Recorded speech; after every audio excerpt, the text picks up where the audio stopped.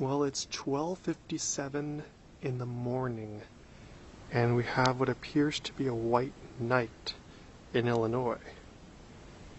It was snowing quite a bit.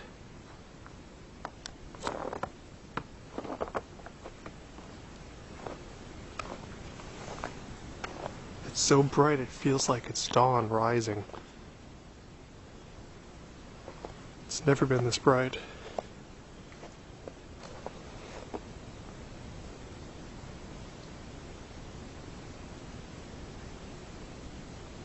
And what's weird is that it's brighter in the direction of where the sun would rise, as if there's an early sun coming, or some strange light just beyond the horizon.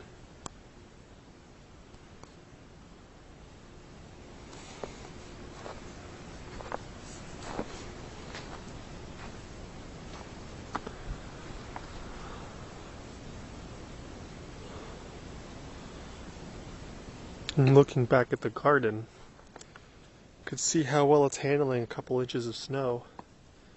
And buried under that is the winter wheat and the dinosaur kale. The snow is insulating, so I'm inclined to leave it alone.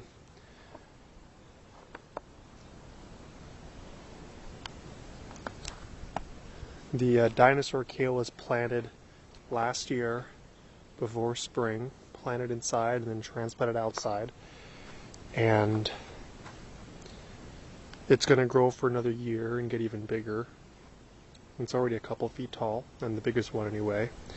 The smallest ones are only smaller because they got affected by insects early on before we had a chance to address the problem with beneficial insects and trace minerals. The winter wheat was planted in the, I believe it was early October? Yes, near the beginning of autumn anyway. No, it was early September is when I planted it. Yeah. So anyway, the idea with the winter wheat is you plant it in early autumn, and it grows, and then it goes into dormancy in winter.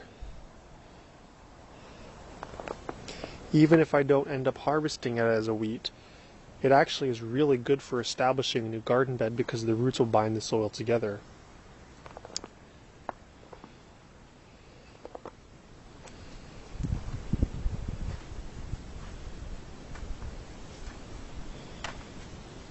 And it's just so beautiful out.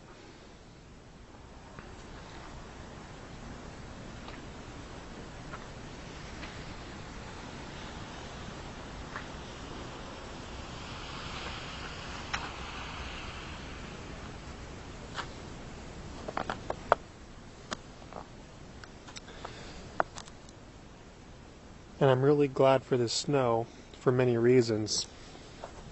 For one, without enough snow, we could look forward to very hot summers.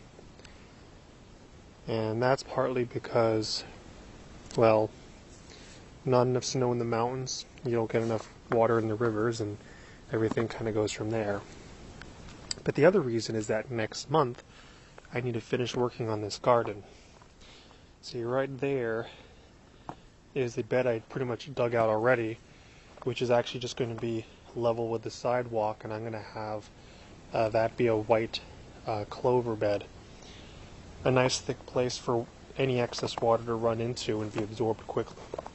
And also a level surface to walk on and sit on. And then back into this area here, I need to put in a couple of tons of gravel along there and there. And that's going to be brought up to their level there. And I have to put another bit of wood here to really establish this growing bed. And that's about 10 foot long. That was really difficult to do last year with only, But it's very nice to be able to have a garden going. The soil here is settled, but that's because it was a fresh constructed garden bed, and in a way that's kind of a good thing. I mean, normally with square foot gardening, you only have like 6 inches of soil, and that's it.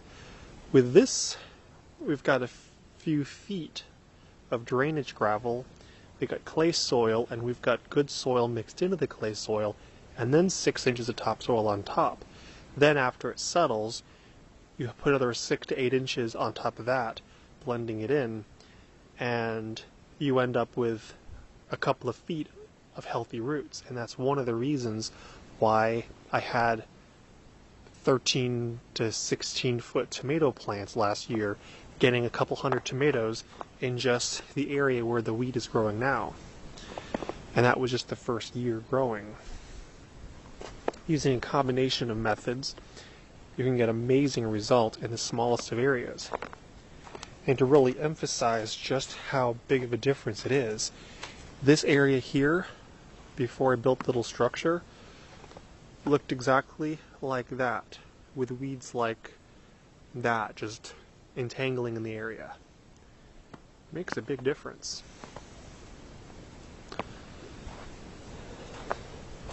And in this bed here, that's level with the sidewalk, and I actually pulled that back from the sidewalk a bit because that's actually where the gas line is. I made sure that this wall here is actually a few feet below the surface anyway, so if they had to dig, it wouldn't disrupt anything structurally.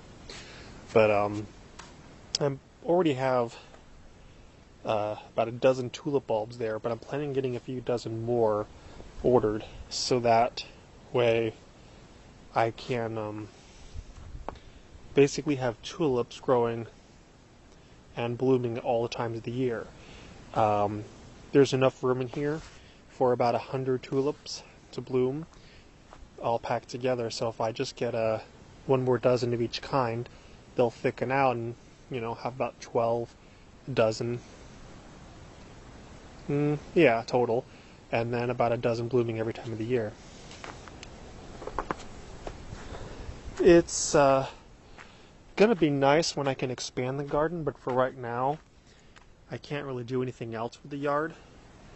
I have some major landscaping I need to do, but at least I can take steps towards self-sufficiency. Of course, with my irrigation system, I had to disconnect all the little tubings because you don't want that freezing and being damaged.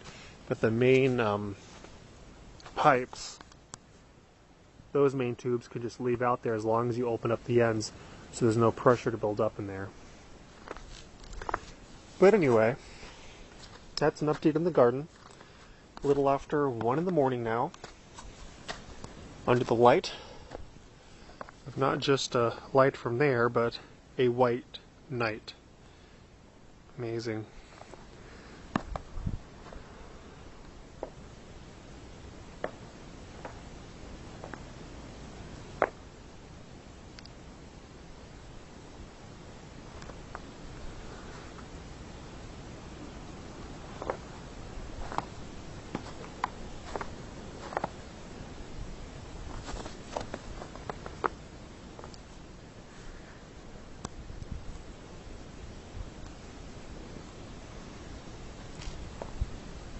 Oh, and in case you're wondering, that black, when I put the boards in, I actually put that landscaping fabric, wrapped it around, and actually had it hanging down below the ground level because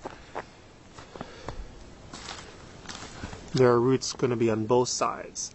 So I didn't just want to put landscaping fabric on this side, I wanted to keep roots from that side from poking through. So it's looping around there, but it's actually going down to the very bottom. When I put the dirt in here, there's going to be another layer directly on the face of that put into it. But I made sure to put that in first because that's layered directly behind there, and the force of it is holding it all together.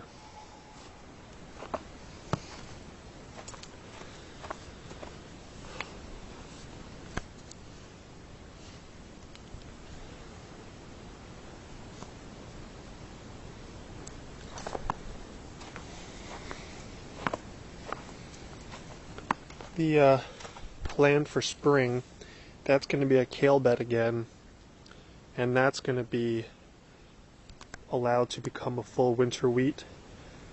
It's going to be allowed to grow, and we'll harvest it in beginning of summer.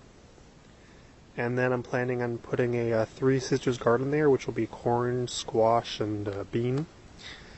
And this up here is going to be a broccoli bed and a lettuce bed and maybe some other greens. Right there, that's actually a broccoli plant that is still got some green on it, but I think it's actually finally dead. It's actually been surviving through most of the winter. It's just finally got cold enough for long enough to actually kill it. But I've been leaving it up for another reason. I was allowing the flowers to produce seeds. Now I'm not really having the time to really go through the seeds there, so my plan is I'm going to break that down and mix it in the soil and plant fresh sprouts and put them in the ground. And any extra seeds that grow will grow. And then when I have more time, I'm going to do some more research on how to properly save seeds from broccoli. I know that it takes a long time to dry out. And I already have inside all of the little seedlings ready to go in the ground. I've actually got some tomato plants already more than a foot tall, and that I planted them last summer actually. There's actually one cutting that's still alive from the transplanting. Most of the cuttings I made of the original last generation plants died, and I think it's because I made the cuttings way too late and didn't establish them properly. But it's a learning experience.